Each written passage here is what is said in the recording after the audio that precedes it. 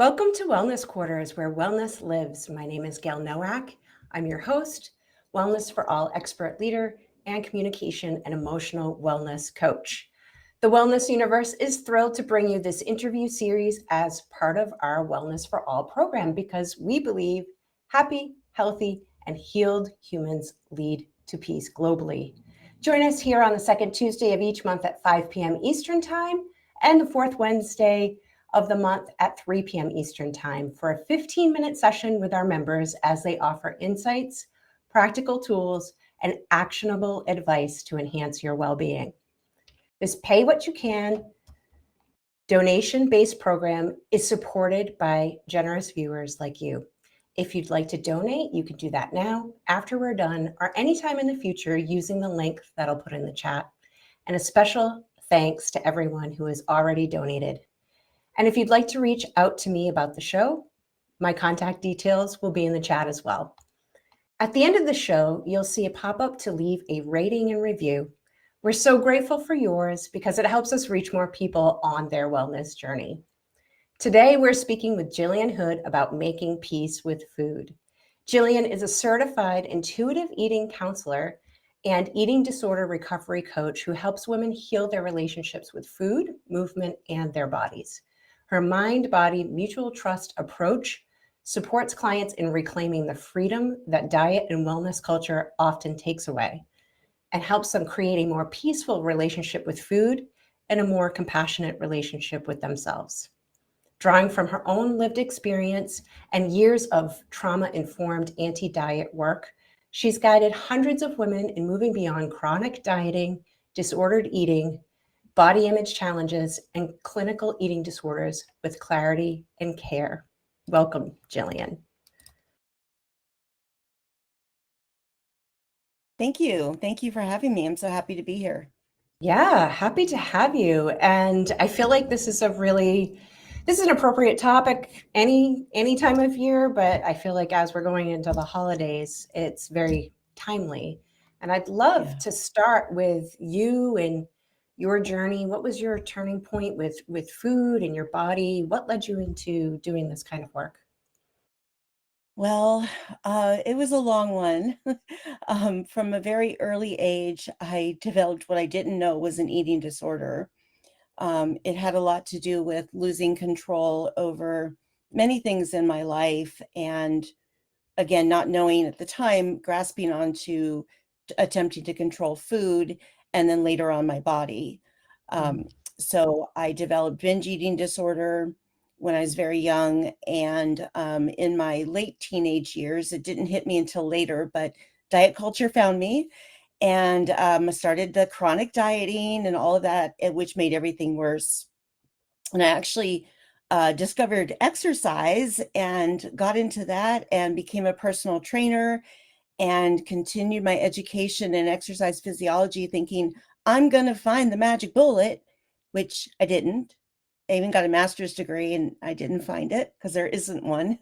And eventually met a dietitian who introduced me to intuitive eating, which is part of eating disorder recovery.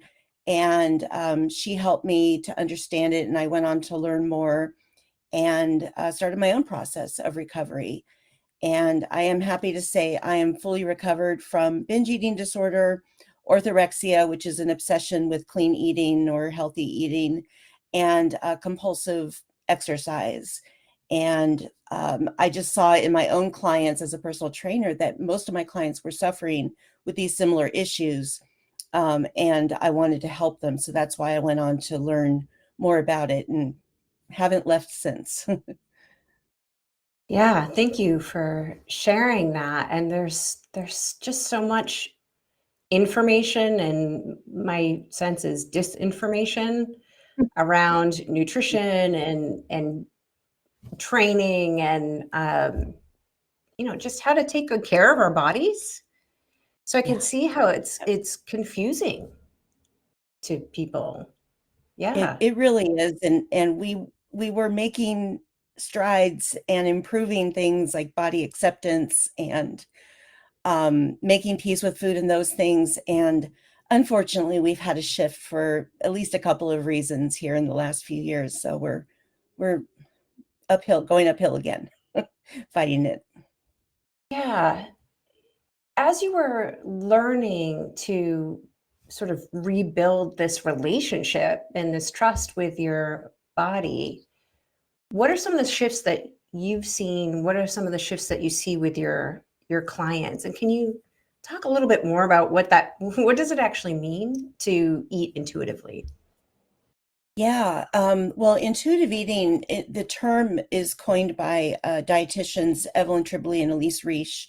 They wrote a book back, I believe, in '91 is when it first came out, and we're in the fourth edition now of the book Intuitive Eating, and it's essentially getting back to your body's cues. Our body will let us know, for most people, our body will let us know when we're hungry.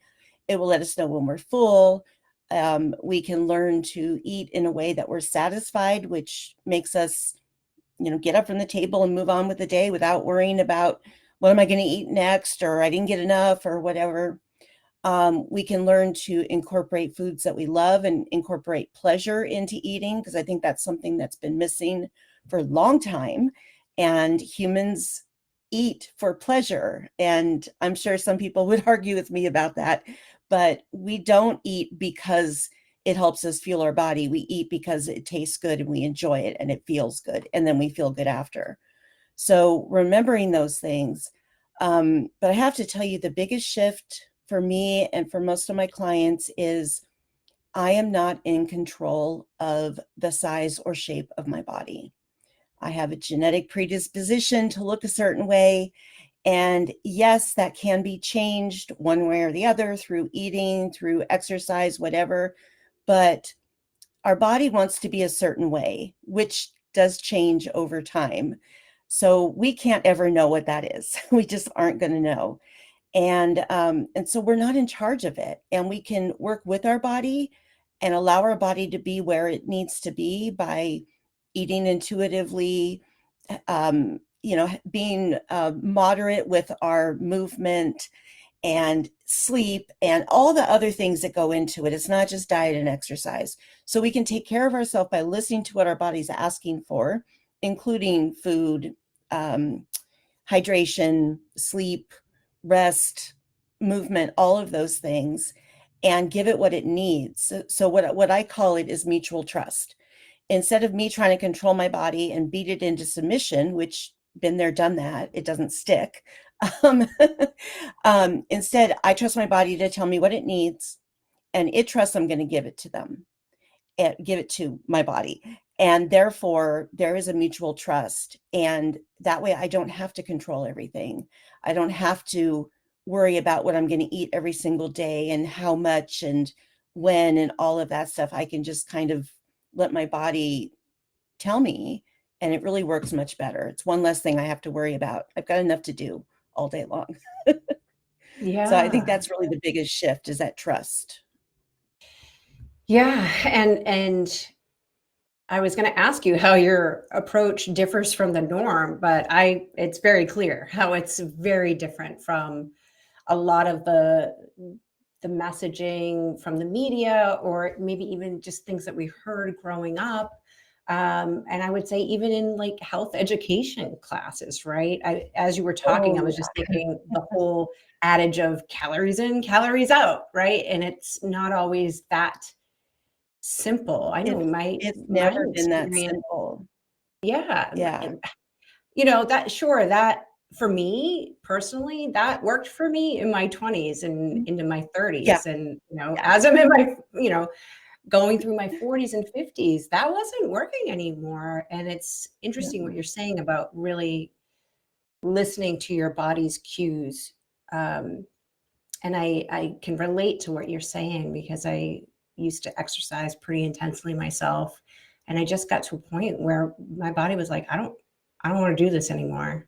yeah. Like you gotta you gotta Exactly. you gotta pick some different movements, my friend. you know? Yeah, And I yeah. think that sometimes we're just so out of our bodies that we don't even pick up on those cues.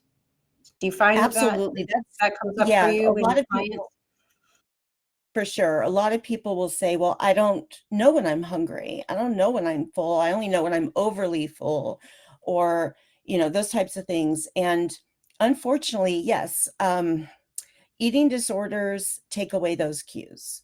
And so does disordered eating, which is non-clinical, problems with food and body. And I work with both, but they take away our cues because our body just stops signaling, or if we're not eating enough, if we're very restrictive, our body will not send us those cues because it's focused on other things like trying to stay alive. And so it is a problem, and it takes practice. It's a big part of intuitive eating, is learning to recognize hunger signals, physical hunger from maybe emotional hunger, and um, spiritual hunger, or that type of thing. And it really is a process. But I don't want to say for all, but for most people, we can get those back. And it's much easier to live that way, with our body working together with us, than trying to figure it all out for ourselves. Yeah. Yeah. Jean says mindful eating takes disciplined practice. Thank you for bringing Hmm. awareness. Leah says Yes. emotional hunger is a big one. Interesting that you said spiritual hunger too. Hmm. Hmm. Yeah. Yeah, What does absolutely. that look like? Well, often eating, like, quote, emotional eating or mindless eating, is trying to fill an emptiness. And not always, but it's in general, it's usually a coping strategy for not having to feel emotions, or for filling some hole that's missing in our lives, or something like that. There's many different reasons, but it usually is some kind of way of coping. So, humans naturally crave some type of spiritual relationship, right? Whatever that might be, even if it's, nature, or relationship with ourselves, even. And if we don't have that, and we feel it's missing, we are going to look for other ways to fill it. And granted, there are other ways that are more potentially destructive than food, like drugs, or, other addictions. In my world, food is not an addiction. And I know people would argue with that too, but that's okay. You cannot abstain from food, so therefore it's not an addiction. It's difficult though. But anyway, food is an easy way to fill that emptiness until it stops working. Yeah. Yeah. Yeah. Someone who's maybe at the place where they're ready to let go of diet mentality, diet culture's not working for them. They're clear about that, but maybe aren't exactly sure what to do next, or, you know, don't want to get back in the cycle of pitfalls and misunderstanding again. How can they, what should they look out for? And how can they tune into their own discernment? Oh, that's such a good question. First of all, any product, person, whatever that is selling or promoting or promising weight loss, I would run from. And I know that's what so many people want, but again, we're not in control of it. There are things we can do to be at our so-called natural weight, but we'll never know what that is. Only our body knows. And so running from that, because they can't promise it, and it could potentially do psychological and physical harm to ourselves. Um, and I think, the idea of a quick fix, the idea that someone knows better than you what you need, that's it, not true.